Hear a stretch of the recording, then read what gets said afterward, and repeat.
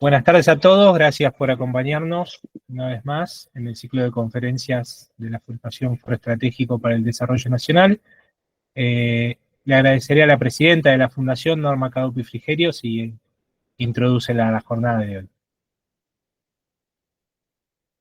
Buenas tardes a todos, un gusto en saludarlos. Estamos dando comienzo a la 8ª conferencia virtual del ciclo del año 2024, organizado por la Fundación Foro Estratégico para el Desarrollo Nacional, entidad que presido desde el año 2005, es decir, hace ya 19 años. Antes de la pandemia, las conferencias eran presenciales y tenían lugar en la Academia Nacional de Ciencias Exactas, Físicas y Naturales en Avenida Alvear y Rodríguez Peña de la ciudad de Buenos Aires. Dada la dificultad de interrumpir sus trabajos a media tarde, eran muchos menos los que tenían la posibilidad de asistir, y algo muy importante: de esta manera tenemos tanto expositores como asistentes de distintas partes del mundo, como Washington, Boston, Londres, París, Berlín, Madrid, Barcelona, otros. Agradezco muy especialmente la colaboración del licenciado Roberto Tazzara. Él es quien se ocupa de que la conectividad funcione y que de esta manera nosotros nos podamos encontrar.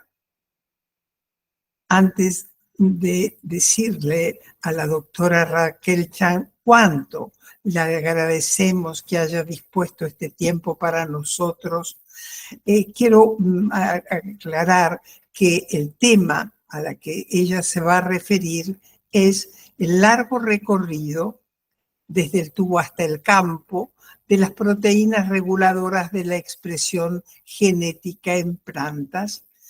Considero meritorio traer al presente la historia de un científico argentino que también hizo mucho por el desarrollo de la agrobiotecnología y al que tuve el privilegio de conocer, al igual que muchos de ustedes. Me refiero al doctor Otto Zollbrich. Su trabajo y su participación en la agricultura sustentable global ha merecido un gran reconocimiento. Zollbrich fue un ecólogo y un evolucionista nacido en la Argentina en 1930. Cursó la carrera de agronomía en la Universidad de La Plata y luego se radicó en los Estados Unidos de América, más precisamente en Boston, donde realizó cursos de posgrado. Él fue director del Centro de Estudios Latinoamericanos David Rockefeller de la Universidad de Harvard, asesor de diversos entes internacionales, tales como la UNESCO, el Programa de las Naciones Unidas para el Medio Ambiente, y la y el programa de la National Science Foundation de Estados Unidos. Publicó más de 300 escritos y recibió innumerables reconocimientos, como el Premio Internacional en Biología que le hizo entrega el emperador de Japón y el otorgado por la Universidad Complutense de Madrid. Otto Zollbrich viajó a la Argentina, donde estudió cómo generar una producción que dé satisfacción a la necesidad de alimentos del mundo sin deteriorar el medio ambiente. En la Universidad de Harvard se especializó en la biología de las poblaciones vegetales, en particular en la interfase entre ecología, evolución, economía y su relación con el uso de los recursos naturales y la agricultura en América Latina.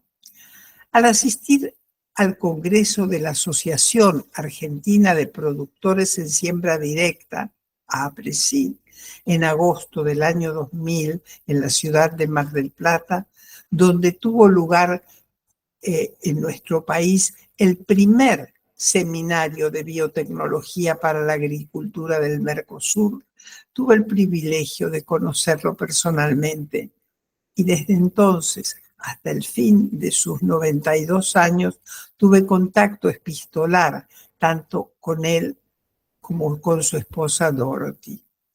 El debate sobre los cultivos transgénicos, su propaganda negativa, el desconocimiento por parte de los consumidores y el posicionamiento de los países al respecto estaba en el centro de la escena. Gran mentor y guía para la APRESID, Solbrig se recibió a la agrobiotecnología como aliada en la posibilidad de aumentar los rendimientos, bajar los costos, proteger el ambiente y aumentar la calidad de los productos. Ya en ese entonces, el claro beneficio para el mundo entero.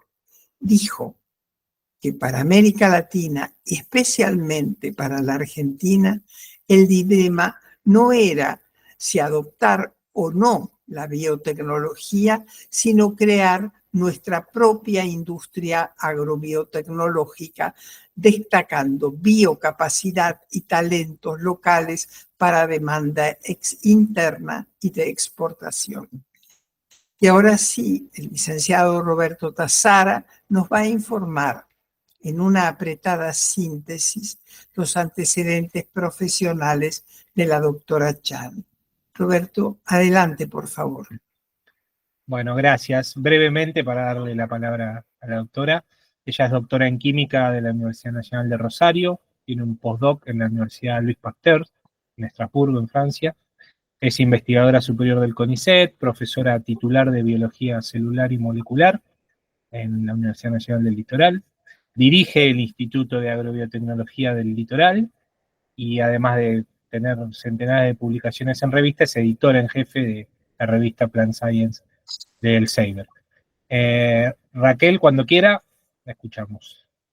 Hola, buenas tardes a todos y muchas gracias por esta invitación. Gracias, Norma, por recordar a este grande, a Otto Solbrig, para mí como de libro. O sea, es de otra generación, pero realmente sí, siempre una gran admiración por lo que fue y por lo que hizo. Me pueden interrumpir cuando quieran, no me molesta para nada. Gracias. Al contrario, así se hace más dinámico y no hablo sola. Este es mi instituto, estamos en Santa Fe, y lo que les voy a contar hoy es lo que anticipó un poco Norma, es, bueno, esto delata la edad, ¿no? Porque es el largo recorrido, y es verdad que empezamos en un tubo y terminamos en el campo. Entonces, traté de que la presentación no sea muy específica de la bioquímica, porque entiendo que la mayoría de ustedes no son especialistas, pero bueno, si se me va la mano con las explicaciones muy técnicas, me paran. Entonces empiezo por un poco definir qué somos los científicos y qué nos une aunque estemos en cualquier disciplina. Y eso, según la RAE, o sea, la Real Academia Española, como primera acepción es inclinado a enterarse de cosas ajenas. O sea, la persona que es curiosa es un chusma, en cierto modo, o una chusma, no importa el género. Y recién a la segunda acepción dice, inclinado a aprender lo que no conoce, que creo que es lo que nos define más. Y como, digamos, inicio de esto para poder contar, porque la ciencia no es solo lo que hago yo, obviamente, o lo que hace mi grupo, cuando digo yo a veces hablo de todo mi grupo, es explicar un poco por qué necesitamos hacer ciencia, desarrollar tecnología, y la mirada obviamente va a ser desde el área mía, que es la biotecnología vegetal. Entonces, para hablar un poco de biotecnología vegetal, tengo que hablar de un divorcio que existe, pero que que nuestro trabajo fue justamente tratar de acercar estas dos partes, que es la utilización de las plantas modelo, que con los que trabajan con animales son los ratones o las moscas, depende de qué hagan, si trabajan con microorganismos, el Escherichia coli, del trabajo que hacemos cotidianamente en la planta, en la maceta chiquitita, con moléculas, en el microscopio confocal, en el microscopio óptico, y el largo camino que va hacia lo que es una parcela, un cultivo en el campo. Entonces, bueno, estas dos cosas en nuestra ciencia argentina y en la mundial, yo diría también, están muy separadas y deberían estar más juntas. Y yo creo que nuestro mayor logro fue tratar de juntar estas dos cosas y dar un primer paso para que otra gente lo siga haciendo. Entonces empezamos por contar que las plantas son organismos sésiles, porque en la evolución, como obtienen toda su energía de la luz solar, hacen fotosíntesis, algo que nosotros todavía no podemos hacer, aunque el otro día leí que un japonés logró meterle cloroplastos a células animales y logró que los cloroplastos fueran viables durante 2 días, pero bueno, por ahora es ciencia ficción. Las plantas son las que generan energía química, eso lo aprendimos hasta en la escuela primaria, a partir de luz. O sea, convierten energía lumínica en energía química en forma de azúcares que después van a un montón de caminos distintos. Entonces, como obtienen la energía de la luz y la luz es ubicua y está en todo el planeta, no aprendieron a moverse. Con la evolución, pero eso no quiere decir que estén todo el tiempo tratando de adaptarse a las condiciones externas, que son en general bastante agresivas. O sea, hubo un exceso de luz, o una falta de luz, frío, calor, falta de agua, demasiada agua, plagas de todo tipo. Y si uno mira un poco los desastres climáticos del mundo, y acá está tomado solo un periodo, esta es la sumatoria, la curva violeta, pero los más frecuentes son los que implican inundaciones o anegamiento. Y seguido por la sequía, la sequía anda por acá verde bajo. Tormentas, etcétera. Pero cuando uno mira cuáles son los factores externos que generan la mayor pérdida en la producción de cultivos, el premio se lo lleva el déficit hídrico o la sequía, ¿no? Que es realmente el factor externo más dañino para la producción agrícola. O sea, la falta de agua, más que el exceso de agua.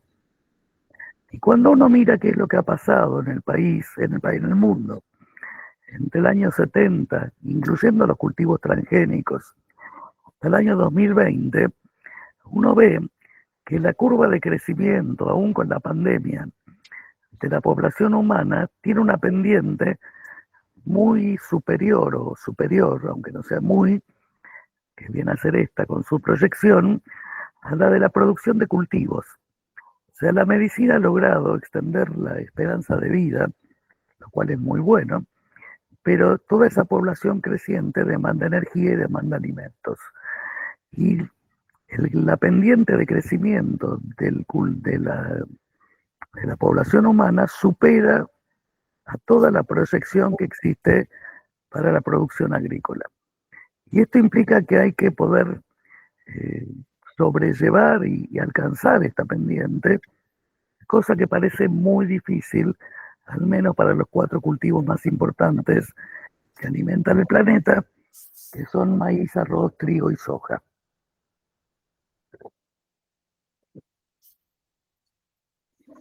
Bien, frente a esta situación, nosotros somos unos científicos, hacíamos ciencia básica, al igual que muchos de los que están acá presentes, y nos hicimos una pregunta. Si la sequía es tan grave, ¿por qué algunas plantas toleran mejor y sobreviven más tiempo a la sequía que otras? Por ejemplo, los camalotes se mueren inmediatamente cuando se los saca del agua, se ponen amarillos, se secan, pero los cactus pueden vivir un montón de tiempo. El problema es que los cactus no se comen, o sea, no pueden alimentar y en general no podemos producir energía, de los camalotes tampoco. Entonces nos vamos a los cultivos y aún los cultivos tienen muy diferente su tolerancia a la sequía. Entonces lo que hicimos, bueno, fue un poco preguntarnos qué pasa cuando una planta siente que le falta el agua o siente cualquier otro estímulo externo. Y lo que sucede es lo que ven acá, que todavía se complejiza más, porque esto es de 2010 y ahora hay muchos más actores. Y como verán, esto es un lío bárbaro. Acá hay genes, hay proteínas, hay metabolitos, que son los que terminan al final, que son las reguladoras, y esto es imposible casi de estudiarlo. O sea, cada uno de estos triangulitos, que es un factor de transcripción, o sea, una proteína reguladora, es, digamos, el trabajo de varias tesis doctorales. No me refiero a nuestro país, en el mundo entero. Y cómo se cruza, y está todo este, en inglés es crosstalk, o sea, diálogo con distintas moléculas, se complejiza cada vez más adentro de una célula. Todo este lío ocurre cada vez que hay un estímulo externo. ¿Cómo estudiar esto? Es muy difícil. Y lo que uno hace es elegir alguna cosa y decir, bueno, en el caso nuestro elegimos estas proteínas, que son proteínas reguladoras, se llaman factores de transcripción, y son proteínas que son como master switch, o sea, como encendedores de otro montón de proteínas. Son las que le mandan a otro montón qué es lo que tienen que hacer. Entonces, cuando la planta siente que tiene una necesidad, por ejemplo, de sobrevivir ante la falta de agua, necesita algunas proteínas y para eso va a sacrificar otras. Entonces tiene que degradar un montón y sintetizar nuevas, para usar todo lo que necesita para defenderse y sobrevivir. Las plantas tienen como un mandato religioso, que es crecer y multiplicaos. Entonces lo más importante es dejar descendencia para ellas. Si pudieran hablar, dirían eso.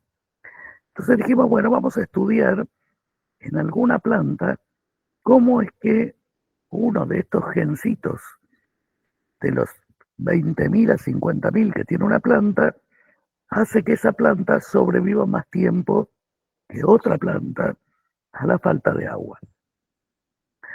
Y nos metimos con esto y en Arabidopsis, que es la planta modelo, que es una planta modelo, es una planta muy chiquita, es feíta, no sirve para nada, pero ha sido elegida como modelo universal de las plantas dicotiledóneas. Tiene solo esa plantita que se siembra en macetitas de 8 centímetros de diámetro, tiene 1500 factores de transcripción, o sea, tiene 1500 proteínas reguladoras. Esas proteínas, un montón, son compartidas con células animales y de otros reinos, y algunos, muy poquitos, son exclusivas de plantas. Nosotros elegimos una familia que es exclusiva de plantas, que se llama familia Homeodominio cierre de leucinas. Y no me voy a meter mucho en eso, pero solo para mostrarles, esto es un árbol filogenético, y todas las proteínas que solo tienen homeodominio están acá, y se dividen en subfamilias, subsubfamilias, subsubfamilias. O sea, está lleno de proteínas muy especializadas. La evolución ha hecho un trabajo increíble en las plantas, y cada una, como en una colonia de hormigas, tiene una función muy característica. Ahora bien, ¿cómo estudiamos la función de una proteína? Entonces, un poco las proteínas estas que son reguladoras lo que hacen es unir al ADN, donde está el gen de otra proteína, y hacer que ese ADN se transcriba o no se transcriba, o sea, genere su producto o no genere su producto. O sea, tienen tareas de inhibición y tareas de estimulación. Y acá tenemos, dentro de la pequeñita familia que elegimos, la familia Homeodominio leucinciper, que a su vez se subdivide en 4, y a su vez la única que elegimos nosotros, esta de acá, se subdivide en un montón de clados. O sea, es muy complicado. Pero bueno, dijimos, no nos damos por vencido y vamos a estudiar en Arabidopsis, que es una planta que tiene muchas herramientas para estudiar, porque se ha puesto mucho dinero a nivel mundial para generar bancos de mutantes y otro montón de herramientas de última generación que permiten el estudio a ver dónde se expresa cada uno de estos genes y qué es lo que hace. Pero eso no nos servía mucho, y entonces dijimos, bueno, nos vamos a una planta que tolere mejor que Arabidopsis. Y la planta que elegimos fue girasol. ¿Por qué? Porque es más resiliente que Arabidopsis es más resiliente que los cultivos tradicionales. O sea que trigo, maíz, soja y otro montón de cultivos tradicionales. No es un cactus, ni mucho menos, ni se acerca, pero es una planta bastante más tolerante. Entonces dijimos, vamos a estudiar los genes reguladores en esta planta de girasol. A eso se le sumó que, bueno, esto empezó en el año 1993, donde la agencia ni siquiera existía como ahora, de promoción científica. Conseguir fondos era muy difícil y había una asociación de girasol donde se podían pedir fondos para investigar. Entonces era bastante más fácil, no era, pero era menos difícil obtener plata para investigar en girasol que para obtener plata para investigar en Arabidopsis. Y así nos fuimos, en un acto casi visto con la distancia casi suicida. El girasol es una planta complejísima, o sea, el genoma de Arabidopsis se conoció en el año 2000 y junto con el humano, y el de girasol se conoció en el año 2017. Con herramientas cada vez más modernas para conocer el genoma, se tardó 17 años más en conocer esto. ¿Por qué? Porque es muchísimo más complejo, tiene un tamaño de varios órdenes de magnitud mayor que el de Arabidopsis, así que todo el aislamiento y generación de herramientas fue una cosa muy, muy manual. Lo que nosotros hacíamos con técnicas de ingeniería genética fue sacar de a uno los genes de esa familia Homedominio cierre de leucinas, aislarlo, ponerlo en un vector adecuado, con ese vector adecuado transformar Arabidopsis y con esta Arabidopsis estudiarle todo lo que podíamos, porque esta plantita tiene la ventaja que tiene un ciclo de vida de 2 meses, que se puede crecer de a cientos en un cuartito, se conoce el genoma y se puede transformar. O sea, tenía todas a favor, salvo que no sirve para nada. Entonces, con esta planta lo que hacíamos era comparar la plantita que no había recibido el gen con la plantita que sí había recibido el gen. Y entonces de esa forma fuimos descubriendo distintos genes que tenían distintas funciones. Y después intentábamos corroborar esas funciones en la propia planta de girasol. De esa forma llegamos a encontrar al gen HHV4, que no fue el único, pero fue el que alcanzó la fama. Los demás están pobres, quedaron en las publicaciones científicas. Hay otros que no, que están en camino a hacer otras tecnologías, pero HHV4, que HA quiere decir Elianthus anus, HB es homeobox por el tipo de gen y 4 es un número de orden del laboratorio, teníamos 15 sacados, y el 4 resultó que cuando lo poníamos en Arabidopsis, esta es la planta salvaje que no lo tiene, esta es la planta transgénica que sí lo tiene, las sometíamos a una sequía extrema y después las regábamos. Parecían todas muertas y cuando las regábamos, estas sobrevivían y estas se morían. En ese entonces encontramos una maravilla, al igual que lo que creyeron un montón de otros científicos en el mundo, en una visión muy naif de cómo se desarrolla una tecnología. ¿Por qué? Porque una planta que sobrevive no es, sobre todo, una planta que sirve. O sea, vuelvo a la historia del cactus o de esta planta que crece en el desierto. En general, las plantas que sobreviven no son las plantas comestibles y no son las plantas que van a dar granos. ¿Por qué? A ver si yo tengo una diapositiva, acá está. En realidad hice al revés. Disculpen, esta diapositiva está invertida. Las plantas tienen unos agujeritos pequeños sobre la superficie de las hojas que se llaman estomas. Están formados por 2 células de la guarda. No sé si ven donde yo señalo. El problema de la naturaleza es que el agua que se transpira sale por estos estomas, pero por el mismo agujero es por donde entra el dióxido de carbono que es necesario para la fotosíntesis. Entonces, todas las respuestas conocidas de respuesta a la sequía son cerrar los estomas.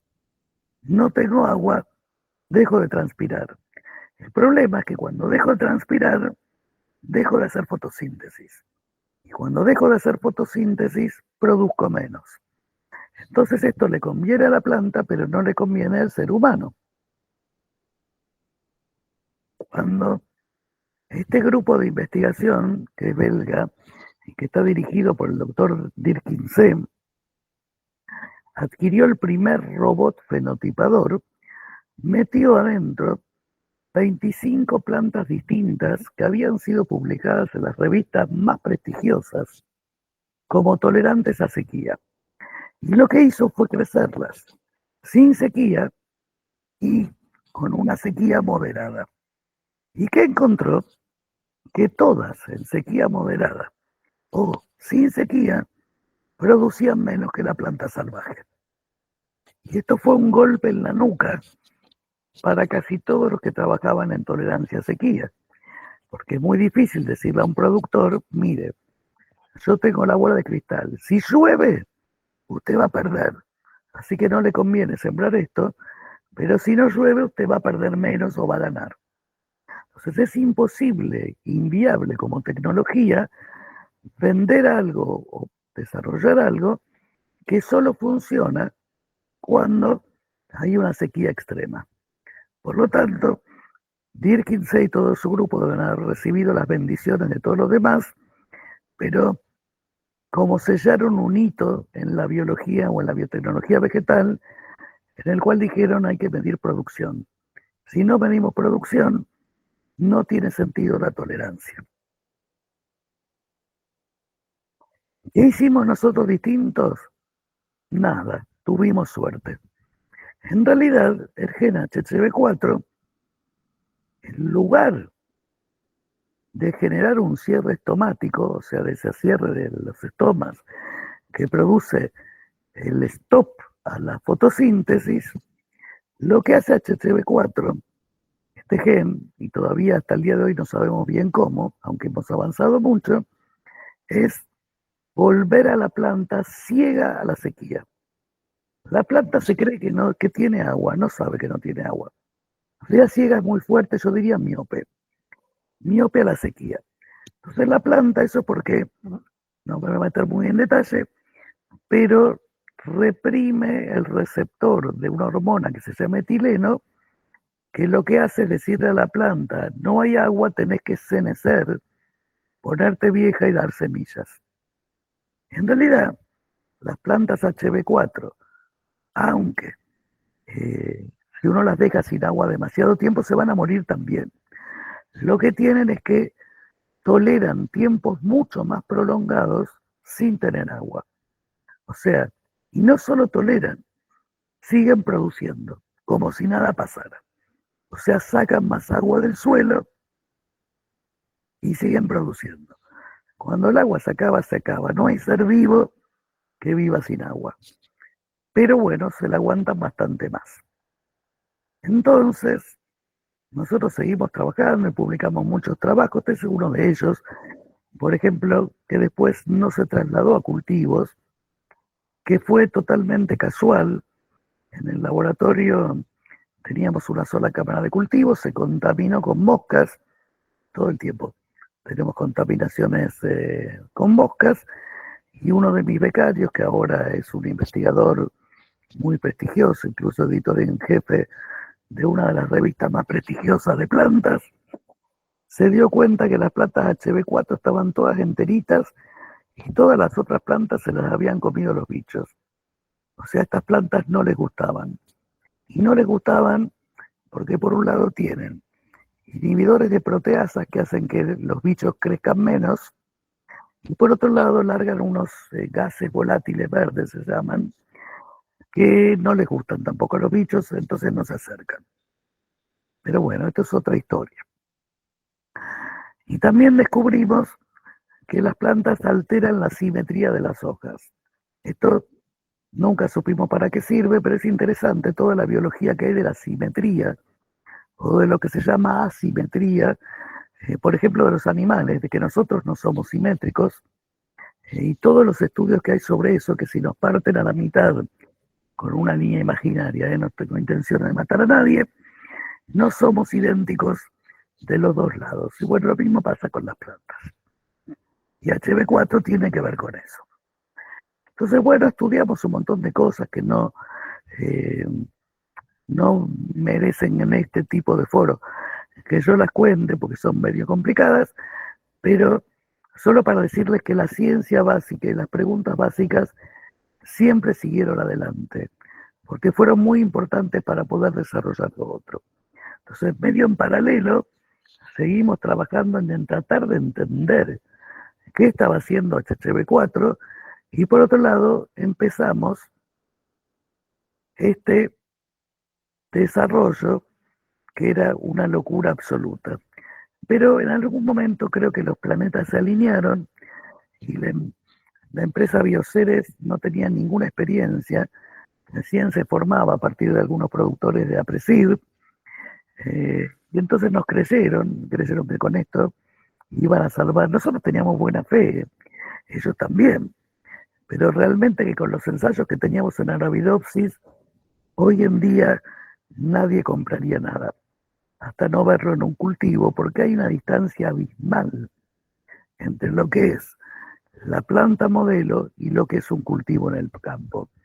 Y como me enseñó mi colega María Otegui y sus discípulas, Fernanda González, los que son agrónomos, las plantas en el campo no crecen en macetas aisladas y bien cuidadas, sino que crecen en comunidad, conviven con las otras, compiten con las otras por la luz, por el agua y por los minerales. O sea que la condición externa es muy, muy diferente. Y ya de por sí un cultivo es diferente a Arabidopsis, y en las Arabidopsis las crecemos en estas cámaras de cultivo que les explicaba. Después con los cultivos empezamos en los invernaderos, primero en la cámara, después nos vamos al campo, todo esto lleva un montón de años, y cuando uno se encuentra en el campo, lo más probable es que fracase. Yo creo que fue muy importante para poder tener éxito con esta historia. Bueno, una que siempre agradeceré, que es tener un edificio propio, que se inauguró en 2014. Si no hubiésemos tenido el edificio con el invernadero y el pequeñito campo experimental, esto hubiese sido casi imposible. El empezar a hacer interdisciplina y trabajar con ecofisiólogos, con los que estábamos divorciados, que ellos creen que nosotros nos la pasamos con una plantita en una cámara, y los otros dicen, bueno, nunca buscan las cuestiones moleculares y entender qué es lo que pasa, y encontrar un idioma común con esta gente. Y por supuesto la asociación con la empresa Bioceres, que fue muy virtuosa, porque cada uno hizo la parte que sabe hacer.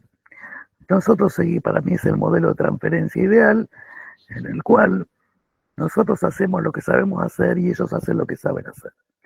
Y no nos metemos ni nosotros empresarios, ni ellos los científicos. Y después de mucho tiempo, llegamos a esto. Como les digo, la suerte estaba de nuestro lado. Estas son las plantas con HB4 y estas son las plantas salvajes, o sea, los controles de estas plantas que se ponen viejas y se nacen antes, y por eso estas plantas producen más.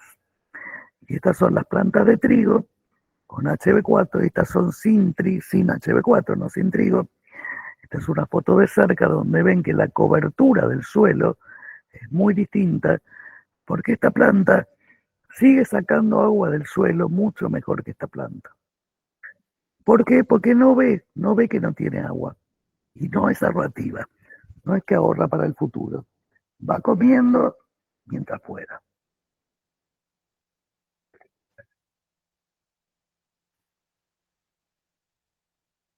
Entonces acá en 2015 ya tenemos nuestro invernadero, son solo fotos, y nuestro edificio y nuestros pequeños ensayitos a campo. Este fue el primer ensayo que hicimos con soja HB4 en el año 2008, y como ustedes verán están en unas pobres macetas de Arabidopsis, Estas macetas tienen 8 centímetros de diámetro, lo cual para una planta de soja es como una tortura terrible. O sea, no es solo estrés hídrico, pobre planta, no sabe lo que tiene que hacer en una maceta tan chica. Y estos 10 años después, en el campo, en nuestro campo experimental, donde pudimos ver todas las mismas características que habíamos detectado en las plantas de soja acá en la cámara de cultivo, pero ya en invernadero y en el campo experimental. Entonces también los ensayos de soja con riego, porque nosotros estamos en un terreno rellenado por arena, que se consume todo el agua, así que aún para generar estrés por déficit hídrico, tenemos que hacer riego, aunque más controlado que el riego del control, porque la arena se chupa todo el agua, no hay forma de hacer un cultivo, sino es lo que tenemos y es lo que hacemos, y por eso colaboramos con Bioceres, que sí hacen ensayos en todo el país. Acá están todos los lugares del país donde se hicieron ensayos y nos permiten a nosotros hacer todo el análisis de estos ensayos en distintos ambientes, lo cual nos enriquece muchísimo el estudio. Y de esta forma no solo nos enriquece a nosotros, María, que es la ecofisióloga del grupo, que por supuesto es absolutamente independiente, o sea, colaboramos, descubrió, analizando todas las estaciones meteorológicas en donde se hicieron estos 27 ensayos de Bioceres, que las plantas de soja HB4 también tenían tolerancia al calor, algo que nosotros no habíamos visto, pero que en el estudio más estadístico y más fino que hizo ella, vio que en los espacios o los lugares, en los sitios donde había habido golpe de calor, la diferencia de producción entre las plantas que tenían HB4 y las que no tenían era mucho más grande, ventajosa, que en los lugares donde no había habido golpe de calor, a pesar de que haya habido sequía. Entonces, bueno, fue virtuoso por esto, porque aún la gente de Bioceres dijo, ahora entiendo por qué en Brasil nos da tanto mejor.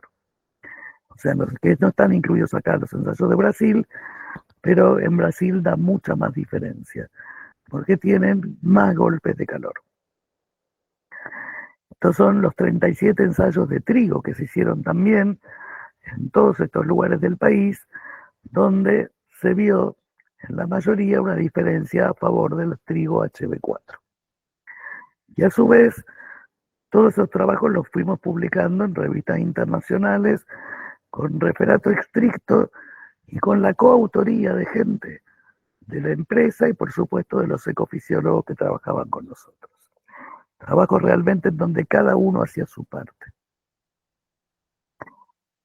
Una de las preguntas que nos había hecho el revisor de este trabajo de trigo, que fue absolutamente positivo, pero dijo, bueno, ustedes lograron mejorar un cultivo que es ancestral, porque las plantas que se pueden transformar son variedades muy viejas, las variedades nuevas no se dejan transformar. ¿Qué pasa con las variedades nuevas? O sea, porque como dijo María una vez, es muy fácil mejorar una porquería. Y lo dijo en esos términos y me lo dijo públicamente en un congreso, cuando no éramos amigas todavía. Pero no importa, yo me hice amiga por eso. Porque a mí me gusta que me critiquen si esa crítica es constructiva. Y finalmente lo pusimos en variedades modernas y adaptadas a Argentina y nos dio mejor que en la variedad antigua. Porque la variedad antigua no era una variedad que se sembrara en Argentina, sino una variedad inglesa de ciclo corto. Y entonces cuando lo metimos en una variedad por cruza, en una variedad comercial argentina que se llama Algarrobo, bueno, este es uno solo de los ensayos, pero ahora ya está en revisión el trabajo con donde mandamos a publicar. Los resultados en la variedad moderna notoriamente, sorprendentemente y casi inexplicablemente nos dan mejor que en la variedad antigua, con mucha más diferencia a favor de la transgénica que en la variedad antigua. Está Fernanda González, que es la agrónoma que ha hecho este tipo de estudios, y en muchos lugares del país vio siempre ventaja a favor de HB4. Bueno, acá lo tendría que haber actualizado porque el manuscrito en preparación finalmente terminó de prepararse y salió de viaje, lo cual llevó un tiempo. A su vez, Fernanda encontró también una respuesta al calor, pero en un rango de temperatura acotado, o sea, hasta los 40 grados aproximadamente. Cuando supera eso, pero el trigo en general, como cultivo de invierno, rara vez supera eso, pero en ese rango HB4 genera una respuesta más positiva que cuando hay solo sequía. Y esto es un poco el resumen de todo este proceso, que también está en revisión en otra revista en la cual me pidieron que escribiera un poco sobre cómo se va desde la biomolécula hasta el mercado. Y ustedes van a ver todos estos pasos que están bastante simplificados. Cada uno lleva muchos años. Las flechas indican el camino normal, pero las rojas implican que cuando esto falla hay que volver a foja cero. O sea, si todo va bien, uno va al paso siguiente, y si las cosas van mal, uno vuelve a cero. O sea que hay todo un riesgo en toda esta historia para llegar, y el proceso en total lleva unos 15 años, porque tiene todo el sistema regulatorio por la mala percepción de los transgénicos. Y acá vamos un poco a lo que pasa con los cultivos genéticamente modificados o OGM en Argentina. Argentina es un país amigable con los cultivos OGM, por lo menos al día de hoy. Tiene 62 eventos vegetales aprobados. Puede ser que esto haya variado un poco en los 2 últimos años, no está súper actualizado. 56 fueron solicitados por empresas multinacionales, 3 son desarrollos extranjeros que se asociaron con alguna empresa nacional que haga la regulatoria, y 3 son solicitados por empresas locales. 2 de ellos surgen de nuestro instituto y son obviamente de lo que vengo hablando, del trigo y de la soja HB4. El otro son las papas transgénicas resistentes a virus desarrolladas en el INGEBI, o sea, también en un instituto público.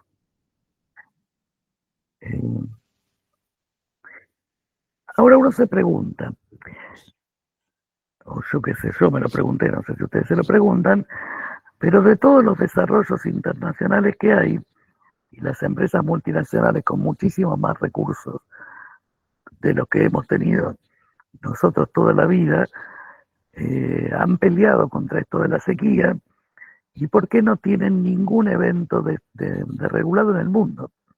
O sea, no hay ningún evento tolerante a sequía en el mundo, salvo el trigo HB4 y la soja HB4, que ya están aprobados en una variedad enorme de países. Y acá escribimos un trabajo también explicando un poco esto, en compañía de Federico Trucco, que es el CEO de Bioceres.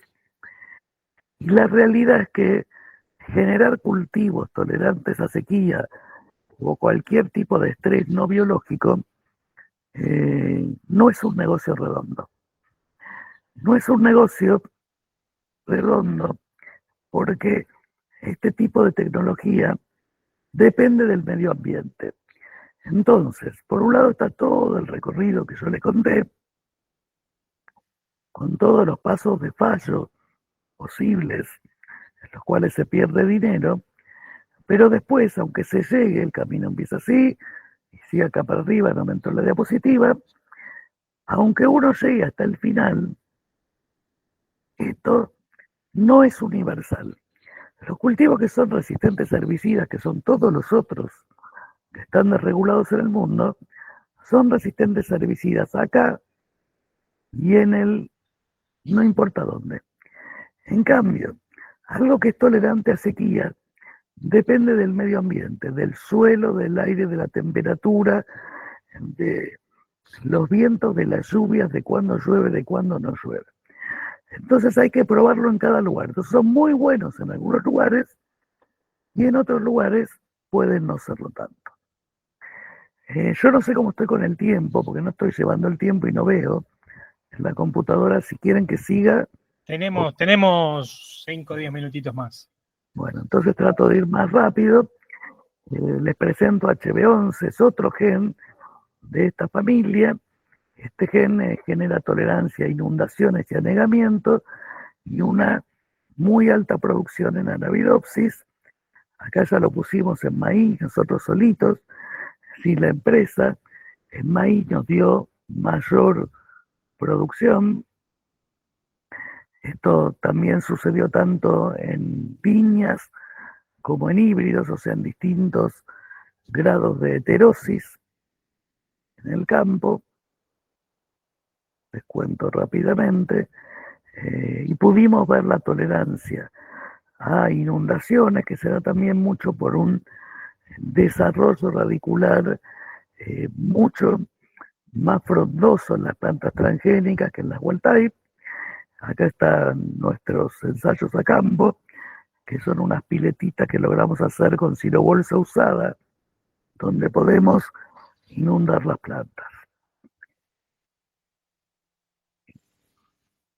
Un poco contarles que también acá hubo un descubrimiento azaroso que ocurrió por una tormenta que hubo los primeros días de marzo de 2019, donde se nos llevó puesta todas las plantas y nuestras plantas HB11 siguieron llenando granos y ahí estudiamos mucho más finamente lo que implica la desfoliación y vimos que las plantas eran resistentes a la desfoliación. Un poco contarles que también nos unimos no solo con los ecofisiólogos, sino con un grupo que hace inteligencia artificial y medidas con drones sobre nuestros cultivos para poder hacer toda la caracterización de los cultivos sin tener que estar en el campo todo el tiempo. Y los resultados de ellos que son muy interesantes porque permiten ver cosas que el ojo humano no ve, de diferente, incluso distinguir entre un transgénico y un salvaje con estas nuevas tecnologías. Otra asociación virtuosa que logramos hacer. El HB11 también lo probamos en arroz, un poco contarles y hacer este parangón entre la inversión de tiempo, de esfuerzo y de dinero que requiere tanto como la generación de un jugador de fútbol. Una palabra acerca de las patentes. El primer transgénico muy interesante que se generó fue el arroz dorado, que fue una creación de este científico que está vivo, Ingo Potricus, trabajaba en Suiza y lo donó a la humanidad. Y el problema es que al donarlo a la humanidad ninguna empresa se hizo cargo de todo lo que implicaba liberar un transgénico. Y eso implicó que 30 años más tarde, el arroz dorado, que podría salvar de la ceguera a millones de niños en países carenciados donde no hay alimentos con vitamina A, que eso es lo que hace el arroz dorado, carezcan de este gran beneficio porque es un cultivo transgénico. Un poco hablarle de las controversias. O sea, esto no es que haya tenido un final súper feliz. Yo dediqué mucho de mi tiempo a entrevistas de todo tipo, de periodistas, a favor, en contra, debates. Mucho tiempo, mucho esfuerzo. O sea, con gente que está en contra de los OGM. Por supuesto, también están los fans a favor. Pero bueno, esto implica también una inversión de tiempo interesante. Solo les muestro algunos recortes de los cientos que hay y de programas radiales en los cuales participé. Algo interesante para contar es que casi todos los transgénicos, los que están en contra de los transgénicos, se supone que están en contra porque dicen que esto aumenta la cantidad de herbicidas y protegen el medio ambiente. Y este es un trabajo independiente que hizo un grupo de Estados Unidos, donde nosotros no tenemos ninguna relación, y que midió en los campos de trigo también con imágenes satelitales, y llegó a la conclusión de que el trigo HB4 bajaría seriamente la huella de carbono, con números, con estadísticas y con un análisis muy exhaustivo de todo eso. Así que para nosotros es un orgullo que un grupo independiente haya llegado a esa conclusión. Y después tengo para contarle, pero se me acabó el tiempo, así que me parece que corto acá, ¿no es cierto? Vamos cerrando. Tranquila y después abrimos a las preguntas. Lo más rápido que pueda. El hecho de haber hecho todos estos transgénicos nos llevó a una observación muy interesante, que todas las plantas de Arabidopsis, no solo las HB4, sino muchas otras que teníamos en el laboratorio que producían más, tenían tallos más gordos. Y entonces nos pusimos a estudiar qué pasaba en esos tallos. El tallo es un órgano medio olvidado. A nadie le gusta trabajar en tallo porque es duro, es re difícil sacar proteínas, sacar ARN. Y nosotros encontramos en cortes histológicos que los tallos de todas las plantas que producían más tenían más de esto que son haces vasculares, o sea, tubos de conexión que transportan agua y nutrientes. Y entonces nos preguntamos cómo hacer plantas que tuvieran más haces vasculares sin poner un transgen. Y Julieta, que es una investigadora joven de mi grupo, encontró un paper viejo donde estudiaban crecimiento secundario en día corto, bueno, algo que nada que ver. Pero ponían un peso, así, ¿ven este ganchito? Es un gancho de la ropa, pero de cotillón, pesa 1,5 gramos, que lo colgaban sobre el tallo de la planta durante un tiempo acotado. Y después lo sacaban. Y encontró que usando esa técnica podíamos producir la estimulación del tallo para que generara más haces vasculares y al final mayor producción. Y cuando aplicamos esto en girasol, vimos el mismo efecto, obviamente con números distintos, y usamos, en lugar del ganchito, tuvimos que usar cajas de reactivos vacías, pero después usamos el ganchito en plantas de chía, quinoa, pimiento, cannabis, tomate. Le pusimos el ganchito a todo lo que había y en todas las plantas encontrábamos eso. La planta hace fuerza para levantarse, o sea, al ponerle y doblarle el tallo, le generamos una presión muy fuerte. Cuando le sacamos el gancho, la planta se endereza, se hace más fuerte y chupa más agua y más nutrientes y genera mayor producción. Y esto lo llevamos a las cooperativas de agricultura familiar para producir hortalizas, porque da mucha mayor producción de tomates, de pimientos, de pepinos, lo probamos en toda la verdulería casi.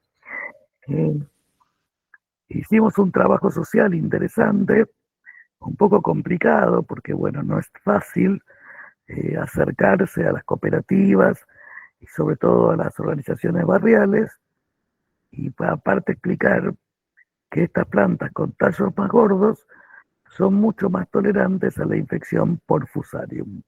Fusarium es un hongo de los suelos que está matando cultivos enteros, particularmente banana en los países centroamericanos. Entra por las raíces, es un hongo y tapona los tallos. Entonces, al tener tallos más gordos y con más haces, los tapona menos. Bueno, esto lo voy a pasar de largo, que es todo lo que es mechanical stress, y seguimos un poco para seguirles contando que seguimos trabajando en lo que es ciencia básica, tratando de entender qué es lo que pasa y buscando nuevas tecnologías. Y no quiero terminar sin agradecerle, bueno, ir al final, porque esto se hacía muy largo.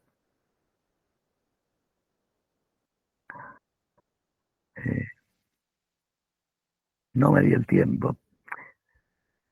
Esto estaba buenísimo, porque es lo nuevo que estamos haciendo, pero muchas gracias.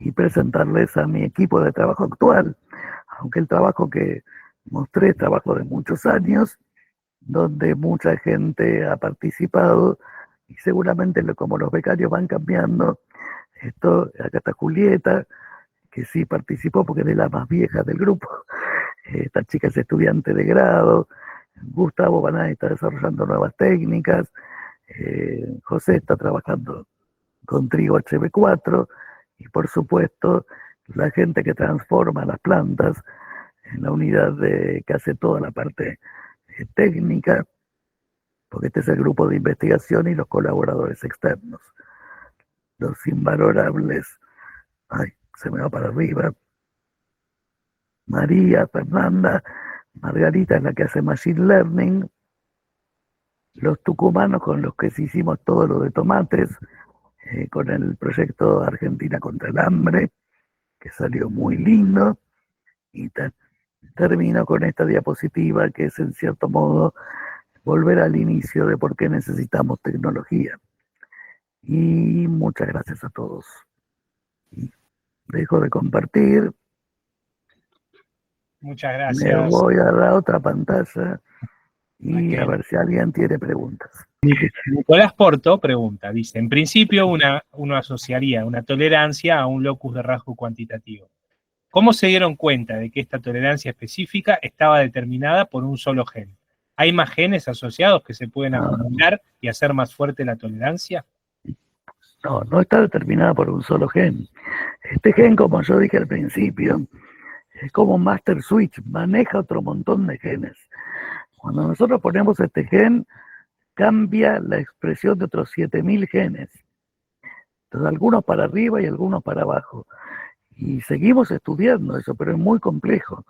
De ninguna forma es unigénica. Y yo creo que se puede mejorar mucho más de lo que es, con otras cosas apiladas o encontrando otras cosas. Esto es una contribución. Y tiene que quedar claro, y yo lo digo siempre, que es una contribución a mejorar. Estamos lejos del óptimo. Muy bien. Alfredo Caro está levantando la mano. Sí, gracias. Muy linda la presentación, Raquel. Muchas gracias. Claro de lo tuyo, de que la distancia entre un laboratorio y el campo y la producción económicamente relevante es enorme. Sobre con ese edificio que No te mencionaste. escuchamos bien, Alfredo. Yo no te escucho. A ver, apagar la cámara. Apagar la cámara a ver si se escucha mejor el sonido. Un segundo. A ver si Aunque ahí sea la pregunta. se escucha mejor. Ahí viene un poco mejor. Un poco mejor. Sacarlo de acá. Bueno, la pregunta es esta. El rol del códice está claro en el laboratorio, el rol de bioseres al desarrollo, como vos lo contaste. La existencia de bioseres fue fortuita en tu caso. ¿Cómo funciona en Argentina esa conexión entre el laboratorio y el mercado si no hubiera estado bioseres? Bueno, como científica te diría el experimento no se hizo. A ver, no sé qué hubiese pasado. En Argentina no hay 1000 empresas de estas, no hay en realidad. Yo creo que no hay ninguna aparte de Bioceres, porque las otras que están instaladas son multinacionales. La gran ventaja y no, las multinacionales no invierten en investigación en Argentina. O sea, en algo de riesgo, hacen la investigación en otros países y lo que hacen en Argentina es ensayos a campo. O sea, lo que hacen es probar tecnologías desarrolladas en otros lados, en nuestros campos. Bioceres es una empresa única porque al estar formada por muchos productores agropecuarios y ser una sociedad anónima donde cada uno, lo puede explicar mejor alguien de Bioceres, pero yo lo entiendo así, el riesgo de cada uno es menor. O sea, ahora tienen una estructura y se podían dar el lujo de comprar, entre comillas, proyectos riesgosos, porque, bueno, nadie dejaba la vida en eso. O sea, en general un productor agropecuario tiene otras inversiones y, bueno, pongo un poco en biotecnología. Si anda bien, aleluya, y si no anda bien, no me pondré contento, pero no me fundo. Y no hay muchas empresas de ese tipo en Argentina. O sea, hay empresas muy chiquititas que no tienen estas capacidades. Hacer 30 ensayos a campo, o 37, y hubo muchos más, esos fueron los que nosotros incluimos. en el paper, porque muchos de los otros estaban hechos en Estados Unidos o en Brasil o en Paraguay, se nos complicaba mucho el análisis. Algún día tal vez lo publiquemos porque hay más, pero ya no va a tener tanta novedad. Es un poco corroboratorio de lo que ya tenemos. No tenemos capacidad, eso cuesta un montón de dinero. O sea, dinero porque es dinero en abogados para obtener los permisos para sembrar transgénicos, en pagar las inspecciones, en alquilar los campos, en tener los peones y técnicos de campo que hagan los estudios. Nada de eso lo podríamos haber hecho desde el sistema público, porque no, eso son fortunas. No teníamos ni el know-how de eso. En cambio, tampoco ellos hubiesen podido progresar con esto, porque ellos llegaron a cotizar en Nueva York, en Nasdaq y todo, por esta tecnología que les dio un montón de brillo. Y esto se hizo porque ahí había un Estado que financiaba la investigación pública. Porque ellos no tienen investigadores, lo que tienen es profesionales técnicos, o sea, gente muy preparada, que puede diseñar un ensayo a campo, saber dónde hacerlo, pelear contra las pestes y hablar con nosotros, que no es menor, o sea, tratar de entendernos. Pero es como que cada uno tiene sus capacidades. Yo creo que ojalá hubiera 100 empresas como esas, porque yo creo que la capacidad de la comunidad científica argentina es enorme, en plantas sobre todo. Hay una comunidad que es chica, pero es muy buena. O sea, mucha gente que se ha formado parcialmente afuera, que ha generado grupos de excelencia y que en plantas en particular hay uno mejor que el otro. O sea, muchos grupos. Y muchas de esas probables tecnologías o tecnologías putativas se pierden porque no hay empresas que las escalen. O sea, este paso de escalado, que por ejemplo en ITEC está para cuestiones de otras áreas, en plantas no la tenemos. No sé si contesté. Sí, ya lo creo. Gracias. Muchas gracias. Héctor Rodríguez pregunta, dice, ¿hasta qué contenidos de agua útil se mantiene la tasa de crecimiento en el trigo HB4? No puedo dar una respuesta certera porque eso depende del lugar. O sea, como dije, es muy dependiente del suelo y de la temperatura. Entonces, cualquier número que dé va a ser falso, en cierto modo. O sea, porque en algún lugar va a dar una cosa y en otro lugar va a dar otro.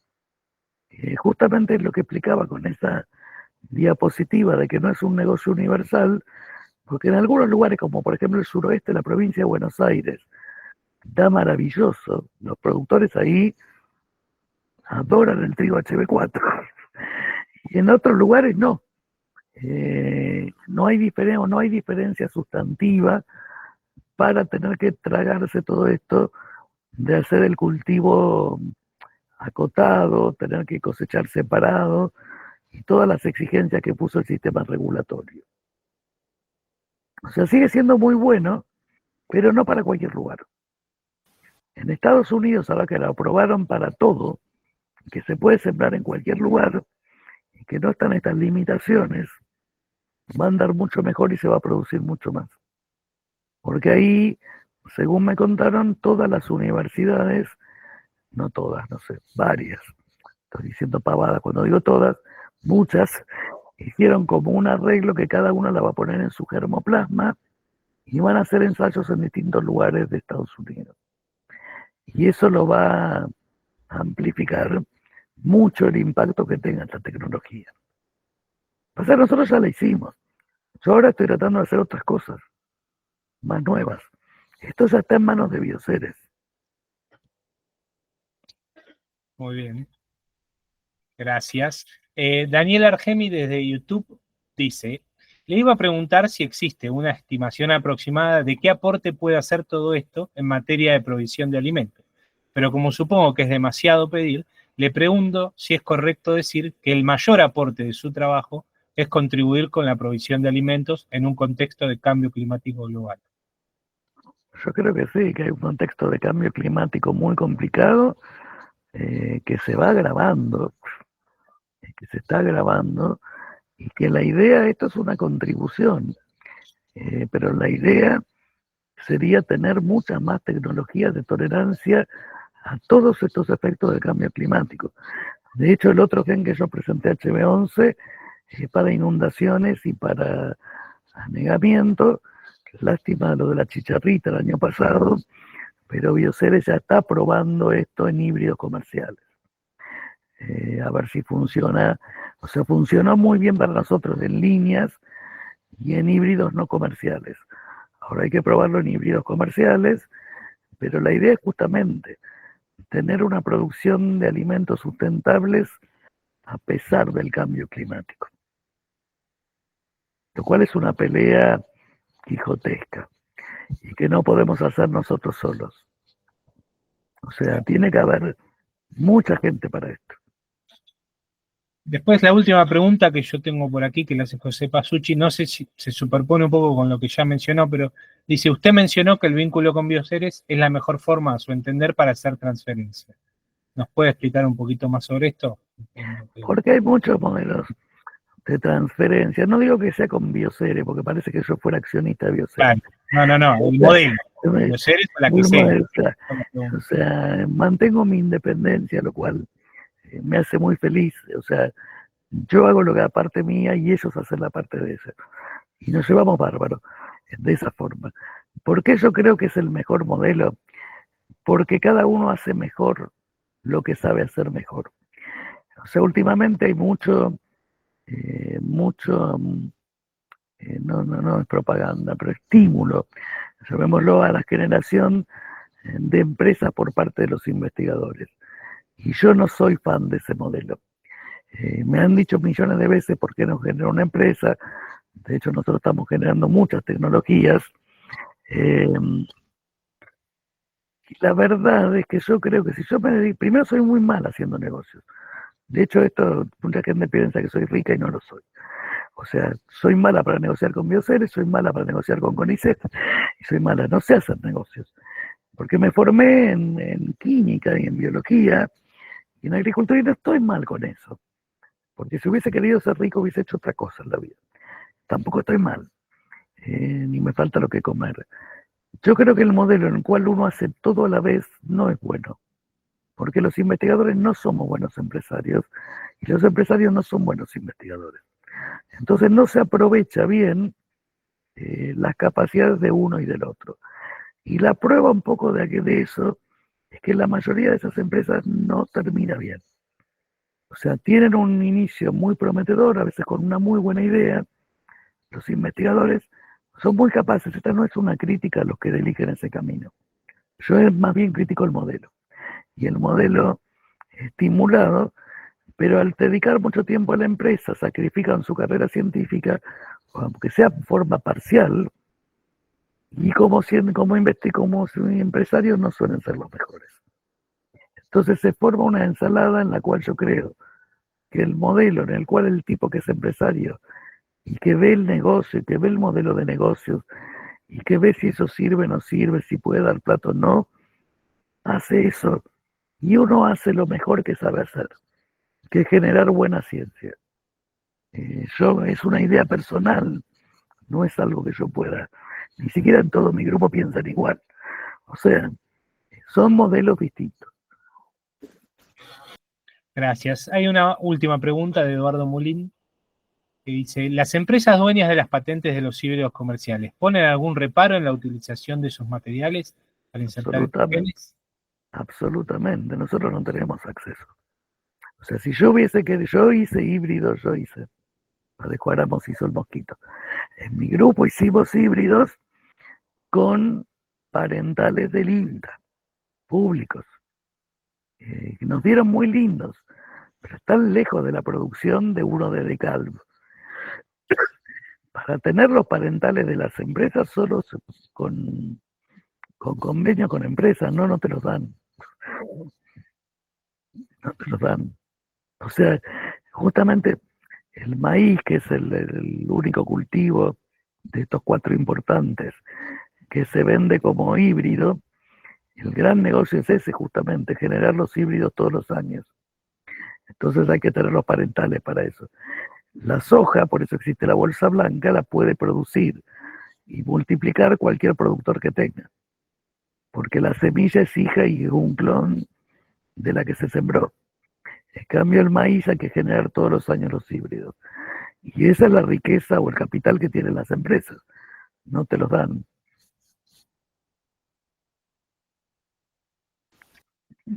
Muy bien. Bueno, Norma, si quiere, ya puede habilitar el micrófono y ir cerrando.